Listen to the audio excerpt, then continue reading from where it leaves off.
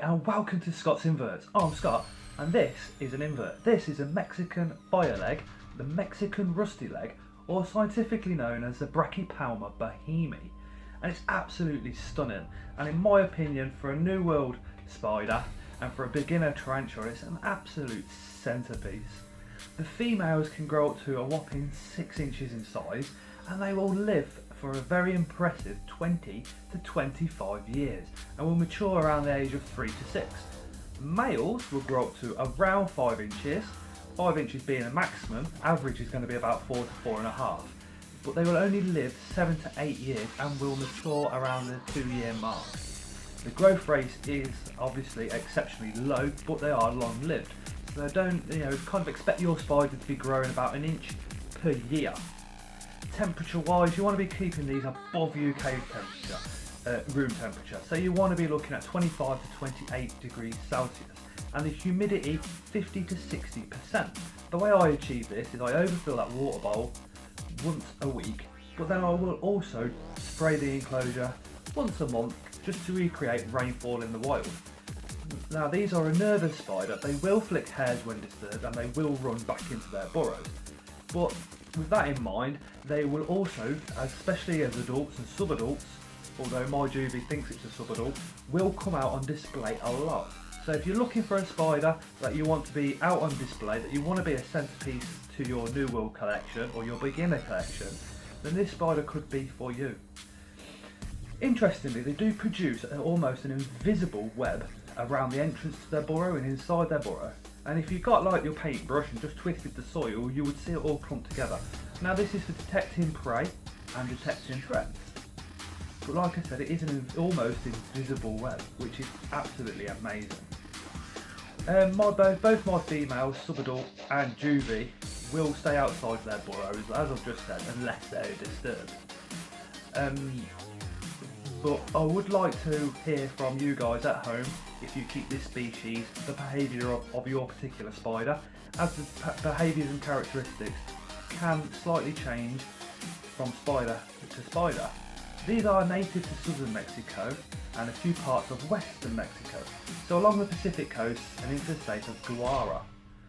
They're found in dry scrubland where they make burrows, or they make use of abandoned burrows. So like old rodent burrows, if the rodents have moved on, these spiders will pop down there, saves them digging, they've got brains. But it is worth noting that these are on the CITES list. So that means people cannot just export these out of Mexico. You have to have an extremely specialist permit, which is almost impossible to get hold of. This is because they're becoming endangered. They are on the CITES list, therefore they are an endangered species. So what I would ask for you guys to do at home is, if you're looking at purchasing this spider, please double check, triple check with your seller that it's a captive bred spider. So that means it's been bred and produced at home and not been brought out of the wild. So it's been bred, it's been paired, and it's brought up in captivity. Now, if you do see any that are advertised as wild caught, ask to see the documentation, and if necessary, go that step further and either inbox myself or the relevant authorities that you have concerns about this spider. All that said, let's have a look at my setups and let me show you how I care and do the husbandry for my subadult female and my juvenile female. Okay guys, so this is my setup for the Brachypelma boehemi. She is a subadult female, so another molt, and she will be being upgraded to a larger enclosure. But just look at the colour on those legs, absolutely gorgeous. There's just over 4 inches of substrate, obviously with water dish. All tarantulas require a water dish. There's the hide with a starter burrow where she does go in there quite a lot. Since the last molt, she has been out a lot more, so she's growing in confidence. She will flick hairs, and there is actually a very small amount of web around the entrance to a burrow. So if I disturb that surface there, it will all bunch up together because it is actually webbed up. But she is absolutely stunning. Now I'm going to move on to, because I'm very, very fortunate to have the subadult female, I've also got a juvenile female. I'm very, very lucky in those respects. So I'm going to show you the setup for her now. So guys, this is my setup for the female juvenile Brachypelma boehemi. Same as the adult. Water dish, hide, starter burrow. This one actually, quite surprisingly, is out quite a lot for a juvenile, which is really sort of surprising, because you'd expect them to be sort of burrowed in. Again, I've made no differential here. That's got 4 inches of substrate in there as well. Now both this juvenile and the subadult, I fill up the the water dish once a week, and I let that overflow. I find that's enough for the humidity.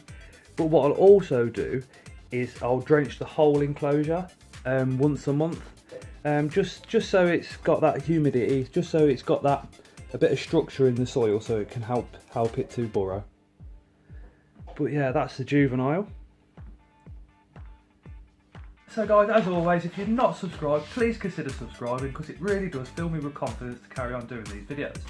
A friend of mine, Aaron, his 2 daughters have sent me some pictures in, which I promised them a couple of videos ago that I would include in the video. So that's Tiana and Summer, so thank you very much. They will be going up with the other one up on the invert wall. Also, a massive mention to a young boy called Joshua Barnett, who unfortunately has spent a little bit of time in hospital recently. This is nothing to do with coronavirus, but he's just shown what a brave young soul he is. So I just want to say well done, Joshua, and hope you get well really soon. And as always, we shall see you on the next one.